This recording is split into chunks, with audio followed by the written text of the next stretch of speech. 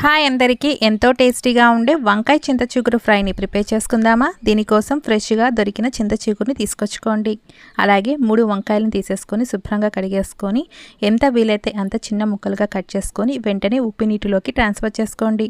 Stove వెలిగించుకున్న బాండీలో 2 table స్పూన్ల నూనె, ముందుగా పోపు దినుసులు, పసుపు, సన్నగా తరిగి పెట్టిన 1 ఉల్లిపాయ, 3 పచ్చిమిరపకాయలు చీలికలుగా కట్ చేసి వేసుకోండి. సన్నగా తరిగి పెట్టుకున్న 4 చిన్నులపాయ రెబ్బల్ని వేసేసుకోండి. ఉల్లిపాయ అంతా సాఫ్ట్గా మగ్గిపోయాక దీంట్లోనే వంకాయ ముక్కల్ని, టేస్ట్కి తగినంత సాల్ట్ని వేసుకొని బాగా మిక్స్ చేసేసుకోండి. మనకి ముక్క అనేది సాఫ్ట్గా మగ్గేంత వరకు కూడా బాగా ఫ్రై చేసుకోవాలండి. మనం ఇందాక తీసుకున్న చింత చిగురుని బాగా శుభ్రం చేసేసుకొని దీంట్లోకి ట్రాన్స్ఫర్ చేసుకొని ఒక 10 నిమిషాల పాటు బాగా ఫ్రై చేసేసుకున్నాక దీంట్లోనే 2 టేబుల్ స్పూన్ దాకా కారాన్ని వేసుకోండి.